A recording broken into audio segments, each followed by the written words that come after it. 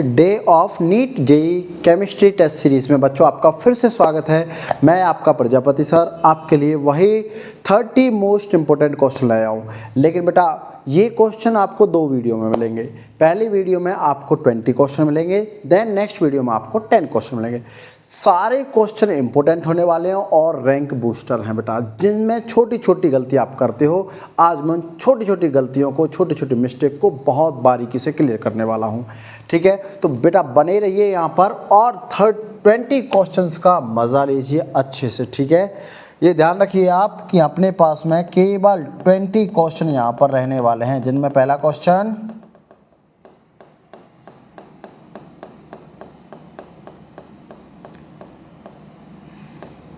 ये रहा बच्चों आपका फर्स्ट क्वेश्चन। ठीक है, देखो बेटा एक बात और, आप ना वीडियो को यहीं स्टॉप करके और आंसर बताने की कोशिश करो।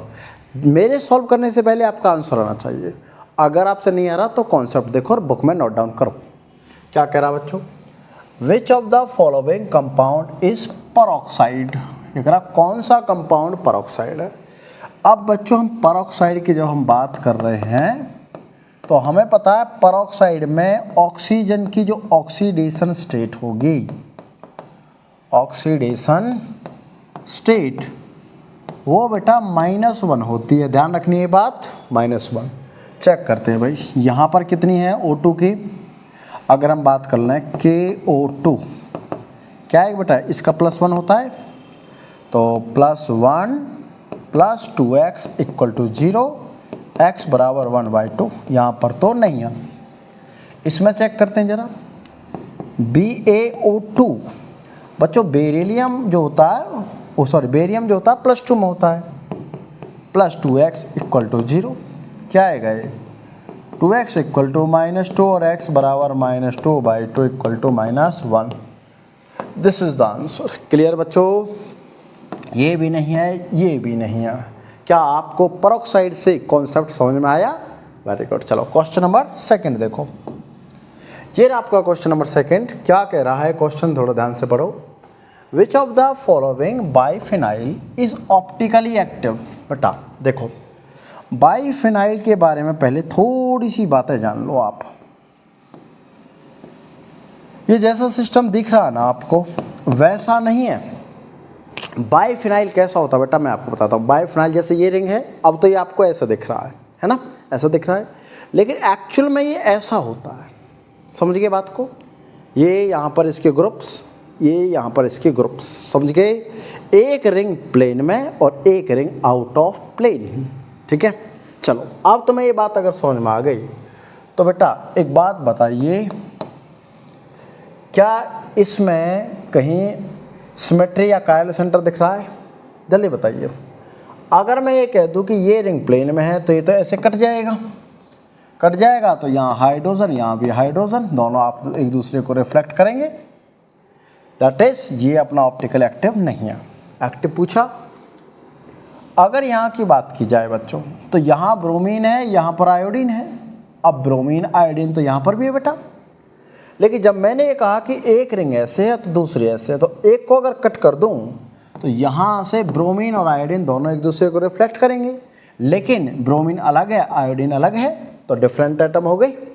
और डिफरेंट एटम चाहिए मुझे ऑप्टिकल एक्टिविटी के लिए। क्या चाहिए मुझे, यहाँ पर डिफरेंट एटम ही चाहिए, और इसमें प्लेन भी नहीं लिख पा रहा, तो this is the optical active.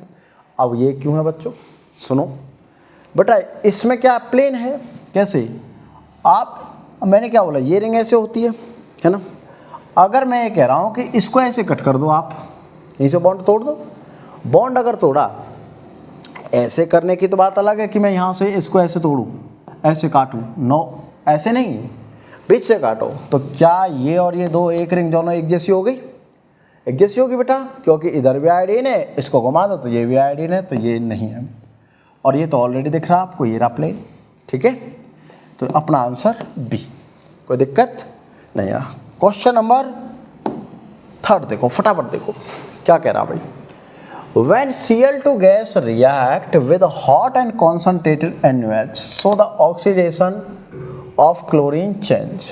देखो बेटा ये मुझे पता है कि क्लोरीन को जब मैं NaOH से रिएक्शन करता हूँ, ध्यान से सुनना बेटियों, तो क्या बनता है इसमें, NaCl बनता है प्लस NaClO3 बनता है और प्लस में H2O बाहर जाता है।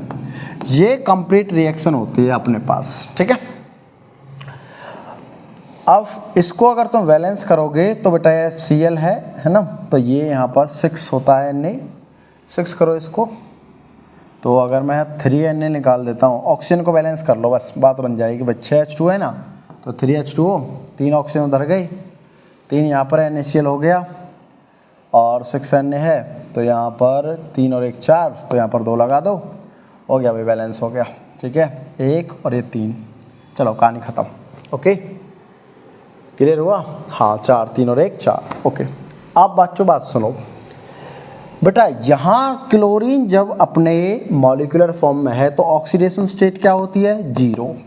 ओके, लेकिन यहाँ क्लोरीन -1 में आया क्योंकि ये मेटल पॉजिटिव में है, x की निकालो तो -1 मतलब 0 से -1, देखो किधर है, 0 से +1, 0 से -+1, 2 ऑप्शन बचे अपने पास।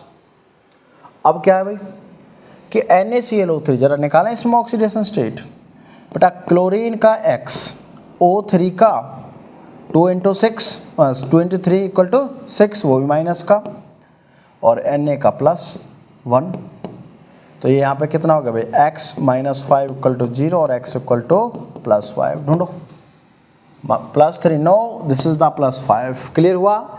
ऐसे क्वेश्चन बहुत ईजी होते हैं, बस आपको रिएक्शन पता होनी चाहिए, ठीक है।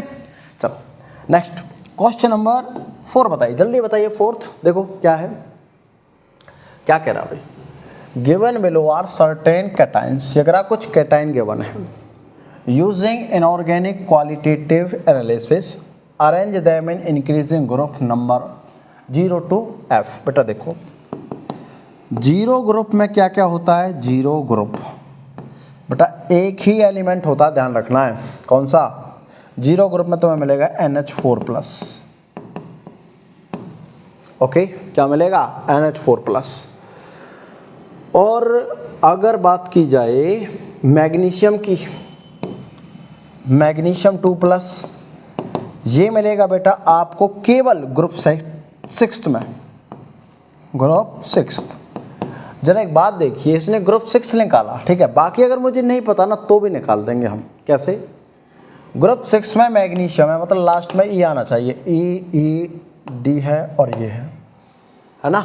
इसने क्या बोला था, इंक्रीजिंग, मतलब 0 से लेकर 6 में ई में आ गया अपने पास में आंसर, ठीक है। अब मुझे ये पता बेटा, ग्रुप जो फर्स्ट होता है, क्या क्या होता है उसमें, उसमें होता है अपने पास में बी किधर है, ये रहा, कॉपर Hg, और एक और होता है भाई copper Hg, I think Pd, copper Hg और Pd, ये ग्रुप फर्स्ट में है, ठीक है। तो B पहले है, हाँ B पहले ही है बच्चों, ठीक है।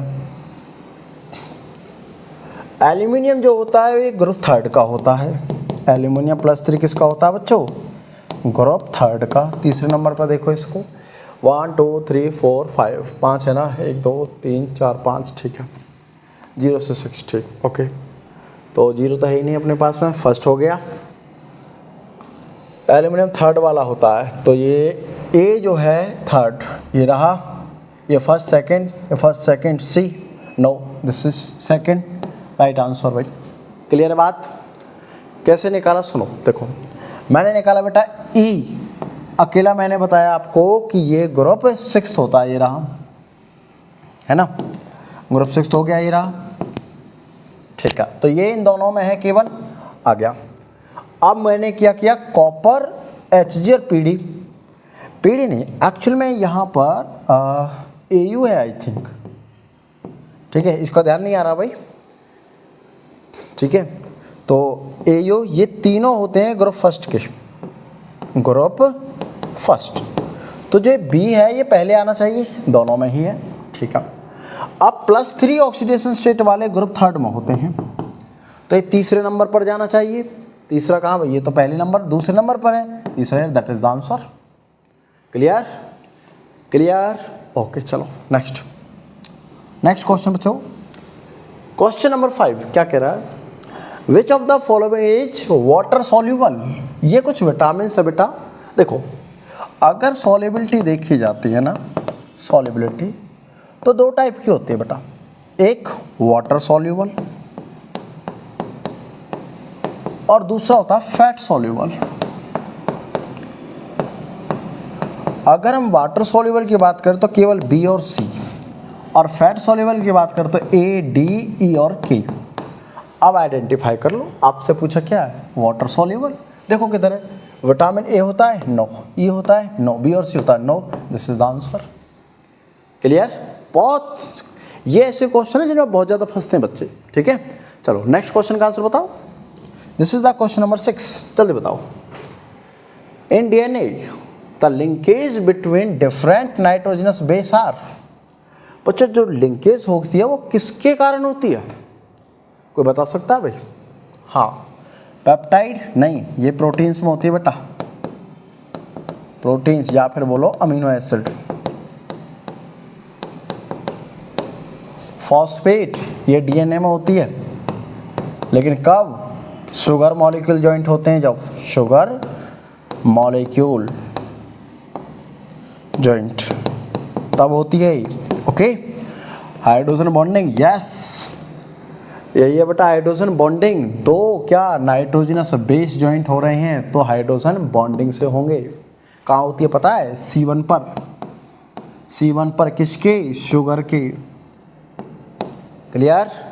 ये जो स्ट्रक्चर बनता है ना ऐसा शुगर का, राइबोस, यहाँ इस कार्बन पर होता है बेस और इस कार्बन पर होता है अपने फॉस्फेट। ध्यान रखनी है ये बात, ठीक है। और ग्लाइकोसिडिक ये होती है बेटा किसमें, ये होती है शुगर्स में। ओके, तो उम्मीद है आपको सारा कॉन्सेप्ट इसका क्लियर हो गया होगा। क्लियर। चलो नेक्स्ट क्वेश्चन नंबर 7, जल्दी देखो, आंसर करो, फटाफट से करो। अच्छे बच्चे हो सारे, बेस्ट बच्चे हो, जल्दी से जल्दी आंसर लेना चाहिए। देखो बेटा, एसिटिक एनहाइड्राइड एसिटाइलेशन पता है नाइट्रोजन करेगा, चलो कराते हैं भाई। NHCOCS ये हो गया एसिटाइलेट प्रोडक्ट, एसिटाइलेटेड हो गया, ठीक है। Br2 बेटा, Br2 पता क्यों डाला है यहाँ पर, क्योंकि इसकी इलेक्ट्रॉन डेंसिटी है ना जो, उसको इधर ट्रांसफर करने से रोकना है। समझ में आई बात। अगर रोकोगे तो ये इधर डोनेट करेगा, और अगर इधर डोनेट करेगा तो इसका इफेक्ट -m बनेगा। इसका मतलब इसके मेटा पर लगेगा। जल्दी बताओ, यस और नो, जल्दी बताओ, जल्दी जल्दी। यस, इसके मेटा पर लगेगा ब्रोमीन, ढूंढो। यहाँ ब्रोमीन होना चाहिए अब। ओके, इसके प्रेजेंस में किया और H2O डालकर इसको हटा दिया जाएगा फिर से। भाई फिर से हटा देंगे इसको, क्योंकि ये क्या है, हाइड्रोलिसिस। जब भी हाइड्रोलिसिस होगा तो ये अटैक कहाँ करेगा, ये सीधा अटैक करने वाला इस कार्बन पर, जो कि वह देकर इलेक्ट्रॉन तोड़ेगा। तो NH2 फिक्स, ढूंढो NH2 फिक्स किस में, पहले देखो, इसे हटाओ इसे हटाओ, 2 ऑप्शन।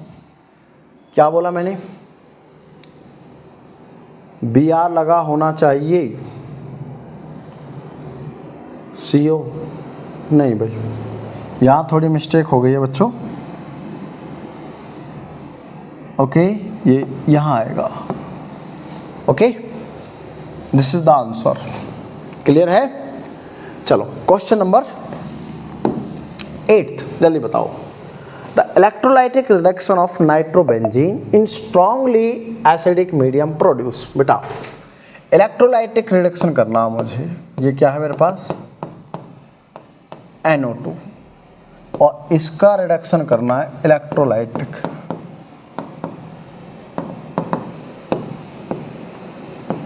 रिडक्शन,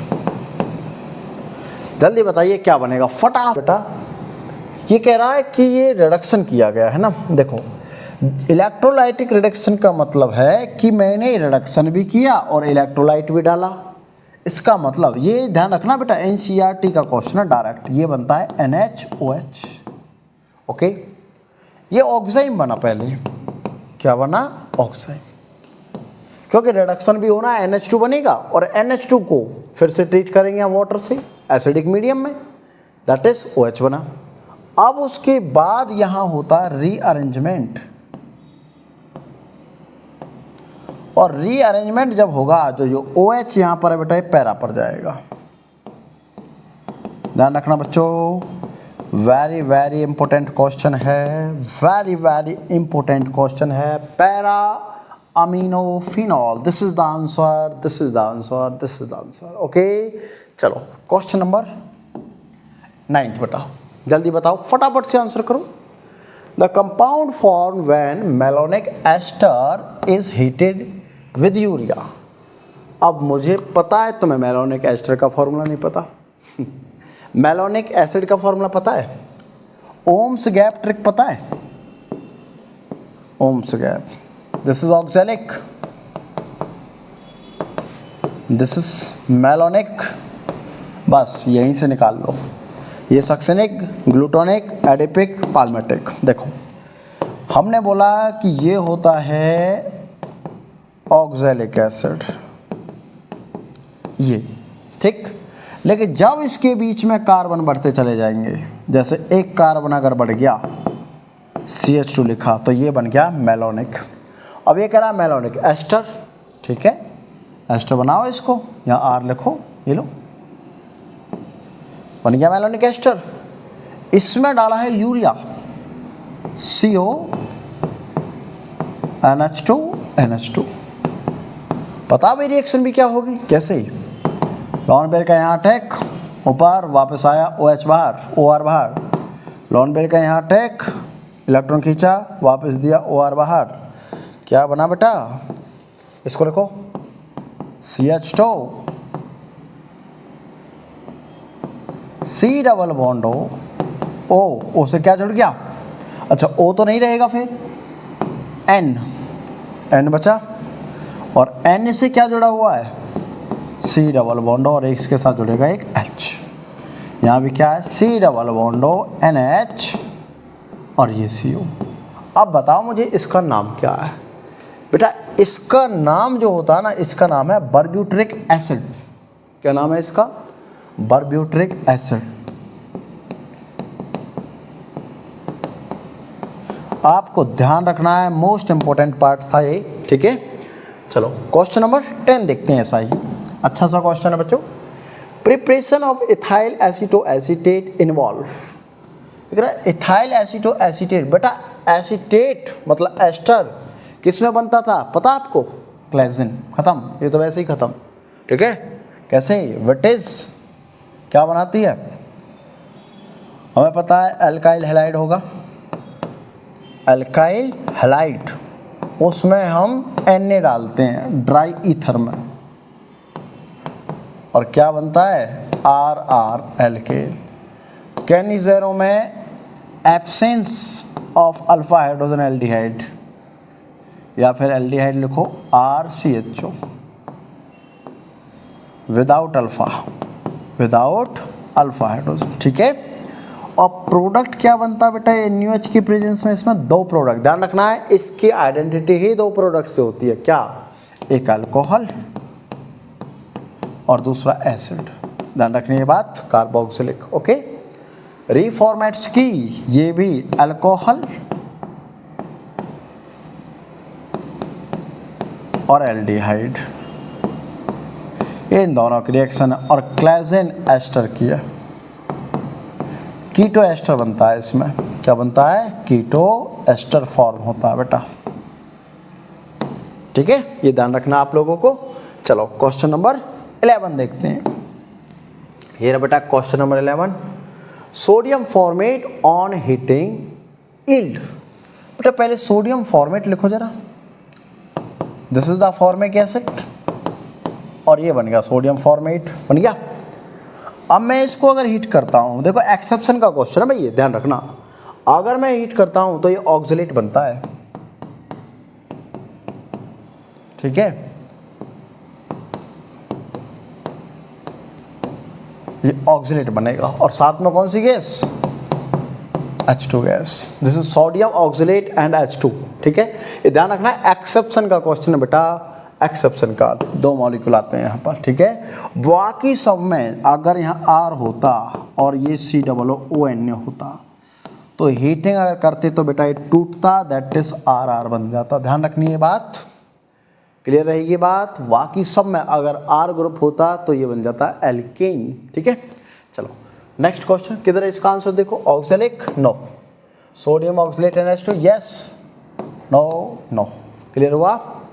क्वेश्चन नंबर 12 कहाँ भाई, ये रहा, क्या कह रहा है, the major product of the following reaction is.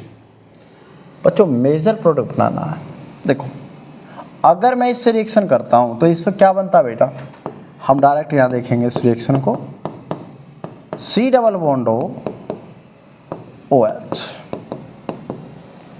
और इसमें डाल दिया NH3। कैसे करेंगे बेटा, अटैक यहाँ ऊपर गया वापस आया OH बाहर, सेकंड अटैक भी कराओ भाई, यहाँ अटैक पहला ऑप्शन खींचा वापस दिया OH बाहर, दैट इज जब पहला अटैक हुआ है पहला H गया, दूसरा अटैक हुआ दूसरा H गया, एक H बचा है, इसका मतलब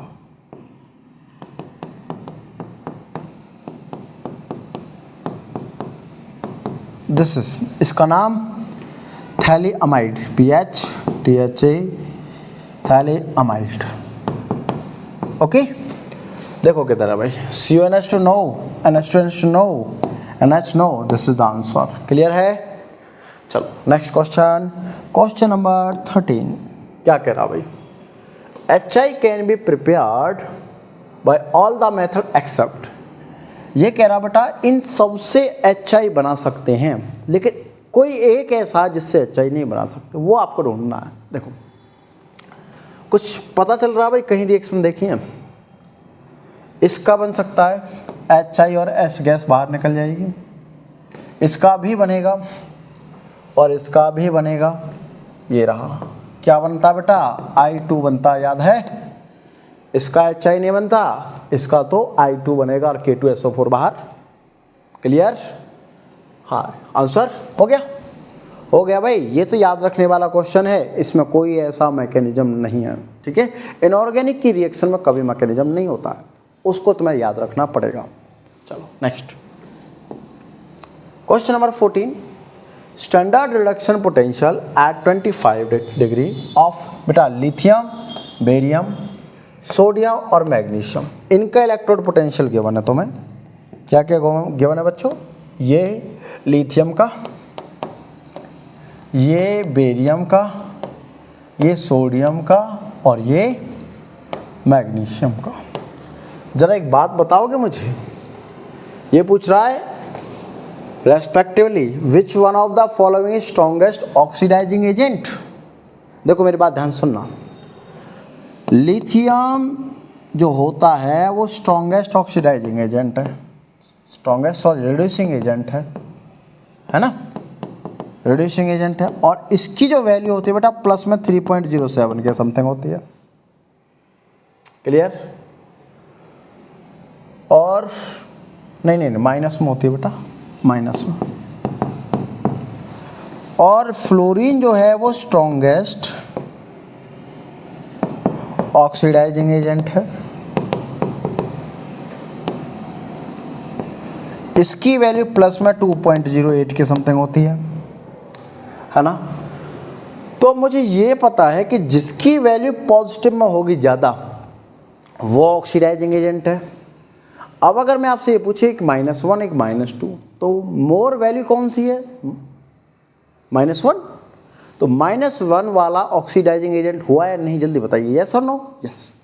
तो बेटा ये -3, 2.7, 2.71 और 2.37, तो क्या ये वैल्यू इसमें सबसे ज़्यादा है, बिल्कुल। तो क्या ये ऑक्सीडाइजिंग एजेंट हो गया, कौन सा, मैग्नीशियम, ढूंढो।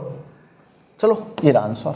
क्या कॉन्सेप्ट समझ में आया, जिसकी इलेक्ट्रोड पोटेंशियल वैल्यू हाई होगी वो ऑक्सीडाइजिंग एजेंट होगा और जिसकी कम होगी वो रिड्यूसिंग एजेंट होगा। क्लियर रहेगी बात। चलो नेक्स्ट क्वेश्चन देखते हैं। क्वेश्चन नंबर 15 क्या कह रहा भाई, which of these is least likely to act as Lewis base.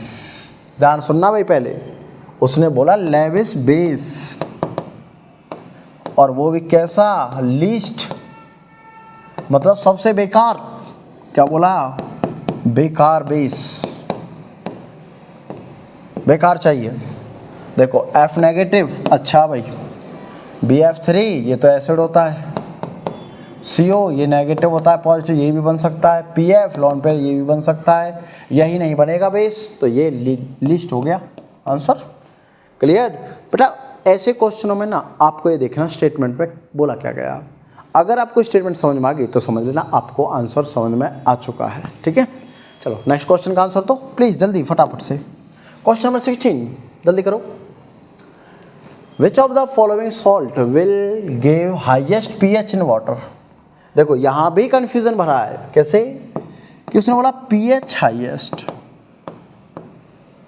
इसका मतलब अगर pH मैंने कहा कि ये pH है बच्चों, यहाँ 7, यहाँ 0 और यहाँ 14, तो हाईएस्ट पूछा तो इधर जा रहा है, और इधर अगर जाएगा तो ये बेस होगा, और अगर ये लोएस्ट पूछता तो ये एसिड की तरफ जा रहा। बोलो यस और नो, जल्दी बताओ मुझे।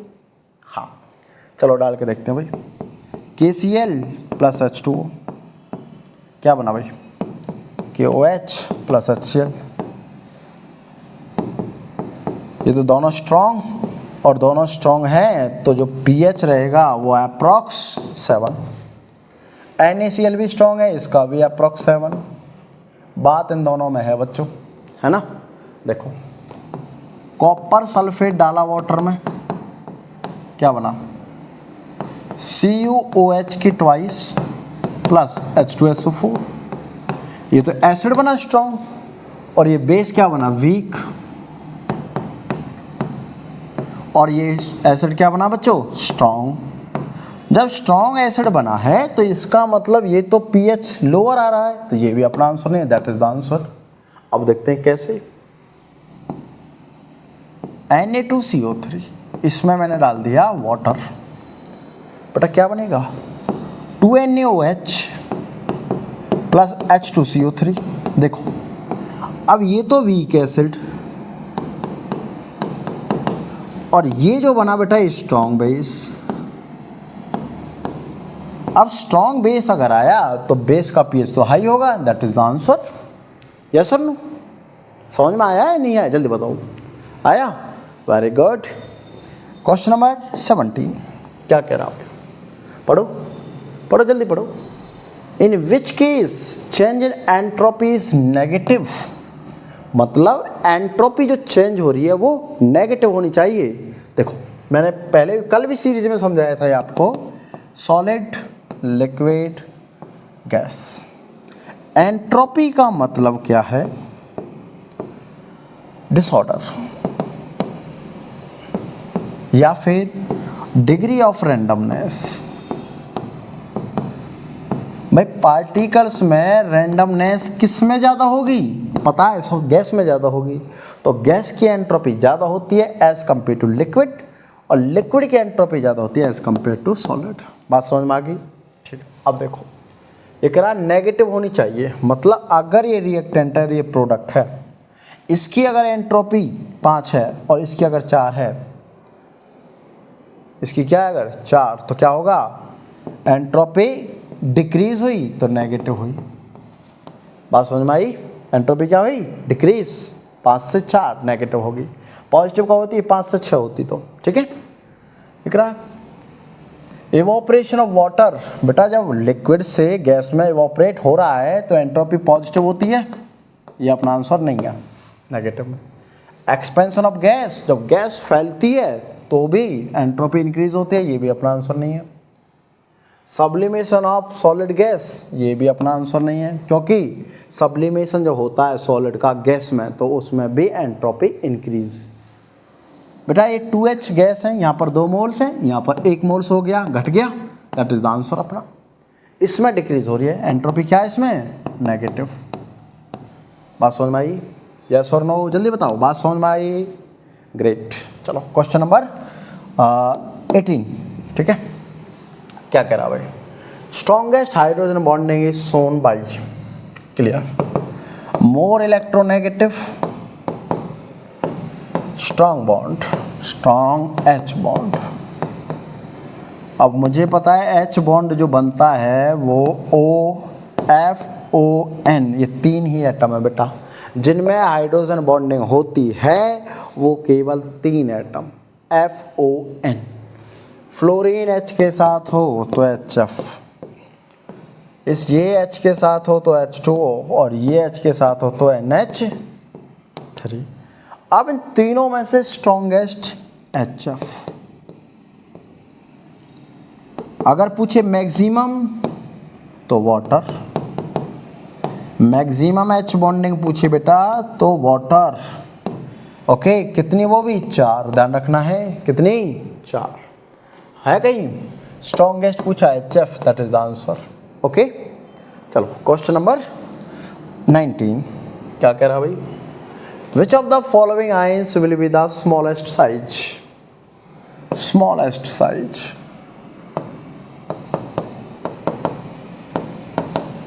क्या बोला था, कल भी समझाया था ऐसा ही, पॉजिटिव चार्ज अगर इंक्रीज साइज डिक्रीज,